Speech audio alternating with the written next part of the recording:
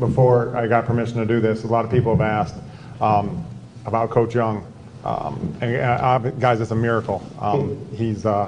Coach Young is our offensive coordinator, or our offensive line coach, who was diagnosed with stage 4 esophageal cancer in April, and he's going to be back in work in a week. The Cleveland Clinic is.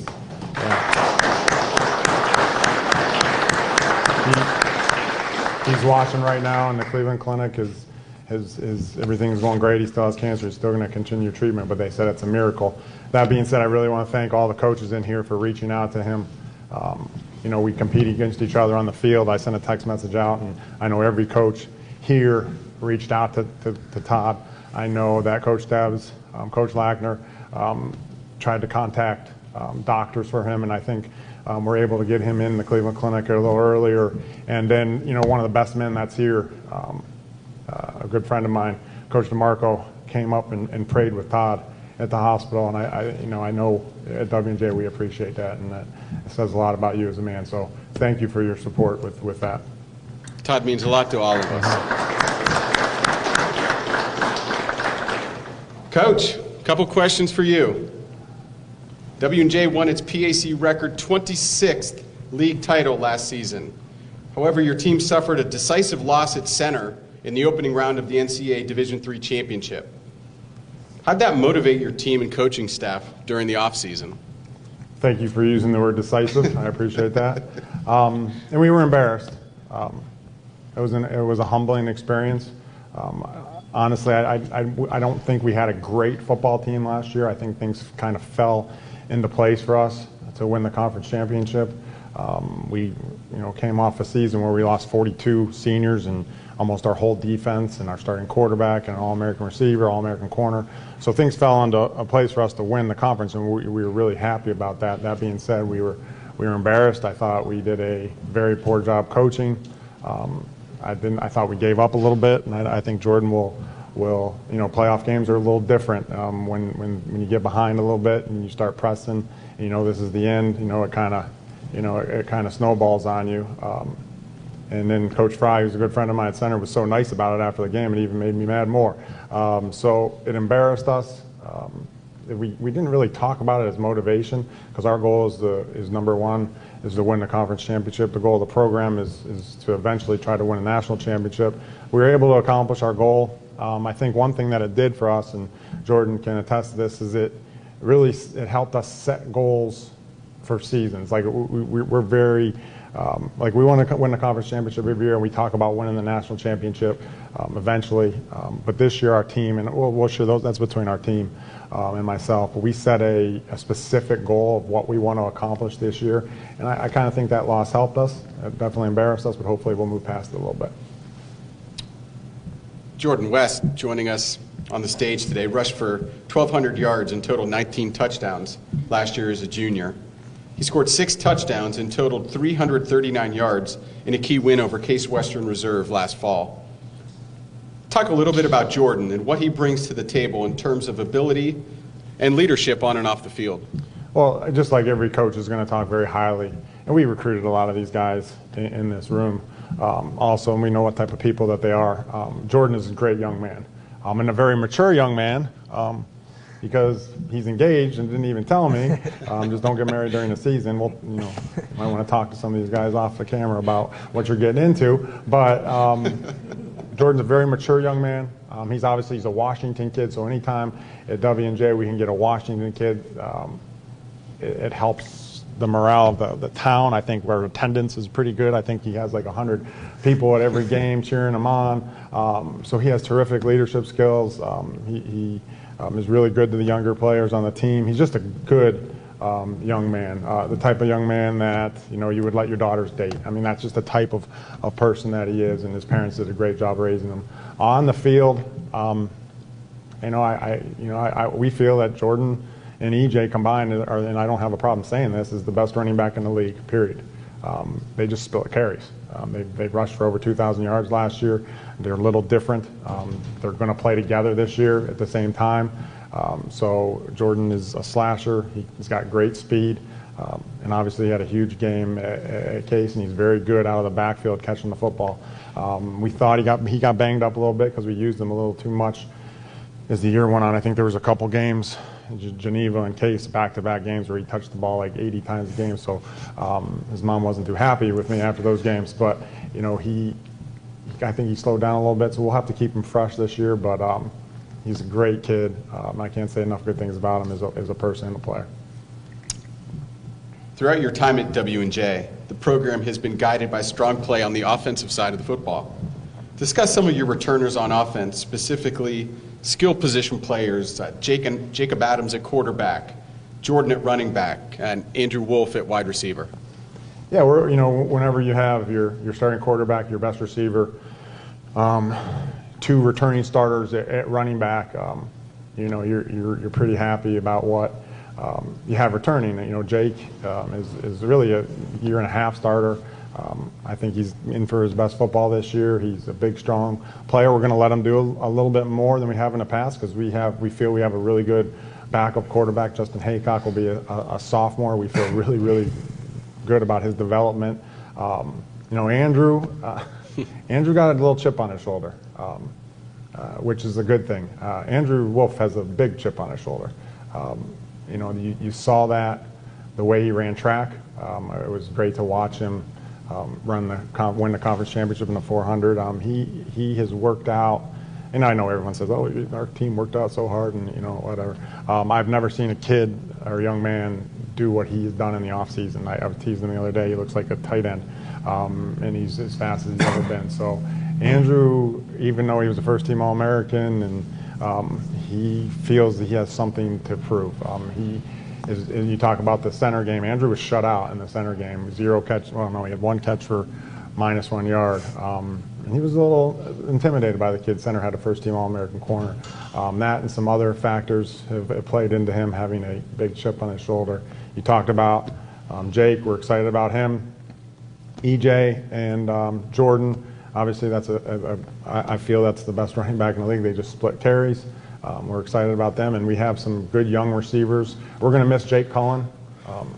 He was our tight end last year. But we feel we have some good young receivers who have played JV football. Josh Burns, Jordan Helford, that are ready to play, Peyton Scalos. So we feel pretty good about what we have in our skilled players. On the defensive side of the ball, you returned several key contributors from a 2018 squad that forced the opposition to throw 19 interceptions. Among that group is junior Max Garda, senior Nick Getz, senior Mike Williams. What will be some keys for the defensive unit to help the team reach its goals in 2019? Well, I think the biggest key is we're going to move players back to normal positions. Max Garda played outside linebacker at 170 pounds last year. Played great, but he really got banged up. We're going to move him back into a deep safety. Nick Getz, who Coach Smitley recruited me as my assistant, thanks Chris, who we think is one of the best athletes in the conference, is going to get a chance to move back to his normal position at strong safety. Obviously, Sean Dorn at linebacker. We have Cole Weston back at linebacker. We have a young man named Mitch DeZort who played basketball for us for 2 years, who was a Division I recruit who decided to give up basketball, and he's going to play football for us. And we're really, really excited about what he's going to bring to the table. You mentioned some of our defensive line, Mike Williams, Keith. We have some good D linemen, and really the X factor for us on the defensive side of the football is going to be a young man named Joey Crowley. Joey is a Trinity, another Washington guy, a Trinity guy, who was our third running back, and he's probably one of the best 2 or 3 athletes on the team. I think Jordan would agree with that. He has to play, so we're going to play him in the secondary, and we're going to try to play him at a corner or safety position and get our hands on receivers. The games that we lost last year, I think that shows you what we want to do, so I don't have a problem saying that we want to copy teams like Westminster, teams like Center, who are very aggressive, who do such a good job of disrupting you at the line of scrimmage, and I think someone like Joey will be able to really provide us a big lift doing that. Coach, last question for you. W&J opens the season with a top 25 non-conference matchup at home against Wittenberg. How will that matchup possibly set the tone for 2019? Well, I mean, our athletic director, I don't know if he's watching, he might get mad at me, but I just got a text from him as I was coming up here that game's we're excited. It's such a big game. The game is going to be broadcast on ESPN3 in Pittsburgh by the Point. We just got word of that just today. It was an ongoing thing, and so that game was going to be nationally televised, and and that's exciting. I mean, anytime you can do something like that for your program is exciting. Obviously, we have a lot of respect for Coach Fincham and what they do at Wittenberg. You know, I'm on the NCAA playoff committee, and it was very, very clear to me, being on that committee the last however many years, and continue to be so, that you have to have a great strength of schedule. You know, we were 9-1 last year, and we ended up being the 7th seed in our region. They don't really seed, but we kind of were. We were on the road in round 1, and if we would have won, we would have had to go to Mount in the second round. So that being said, we felt that we had to, you know, bump up our strength of schedule. I'll be rooting for everyone in this room on that opener. Again, you coaches know that is so important, the strength of schedule numbers, and more so than anything last year with the teams that got in. I mean, the South region had all the at-large bids almost, so it's so important that way. So we felt we needed to increase our strength of schedule. In Wittenberg, obviously, and Scott knows that he's played them the last 2 years, and they are the real deal, and they're a nationally known program like we are. So, and it's going to be on national TV, so we're really, really excited about that, extremely excited. Coach, thanks a lot. Jordan, a couple of questions for you.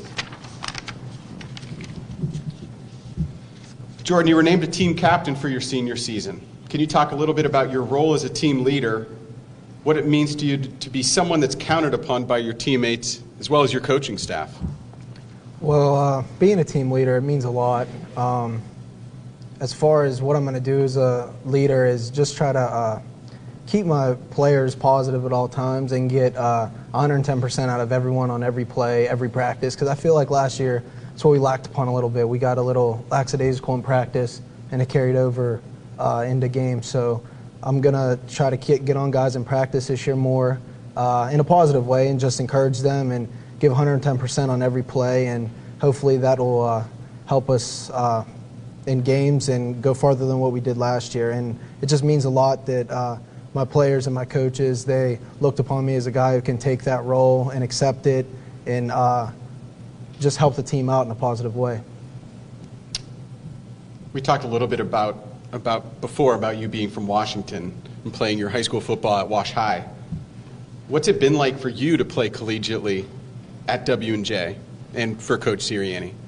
I love playing in my hometown. As Coach said, everyone in my family or close friends, I mean, they all come to the games, especially home games. I have a great supporting cast with them, and they don't miss any games. And I love my city. I love representing my city, and it's been awesome. It's been a blessing in disguise too, because I'm so close to my family, and being close to home and living at home during the year. It's opportunity that a lot of people that go to college don't have. I mean, people get homesick and stuff, but never had that problem because I've always been home. And I mean, playing for Coach Sirianni, it's meant a lot to me. I mean, he's trusted me since my sophomore year when he gave me the starting job at running back, and he hasn't looked back, I don't think, since. He kind of just gave me control of my position, and he just lets me play how I want to play. Jordan, final question for you. You're joined by several marquee players on offense. Quarterback Jake Adams, wide receiver Andrew Wolf, and your running back mate A.J. Thompson, among others. What's it been like for you to play with so many talented players during your career at W&J? I think it's great just because of the fact that we have so many dynamic players that it opens up plays for everyone else, because you have to key on a player in this game and then we'll gash it with another player, or they're keying on the run, well, we got Andrew over top. So, I mean, it opens up a lot of holes in defenses with so many great players that we have. So, and it starts with our quarterback, Jake. He's one of my best friends, and I have full confidence in him. He can see what's going on, and he's not afraid to voice his opinion to coach and tell him, hey, we should do this, we should do that. But no, playing with those guys is great, and we all play and clash together well, so it's going to be a fun year. Coach Jordan, thank you guys. W&J will get its season underway Saturday, September 7th at home against Wittenberg.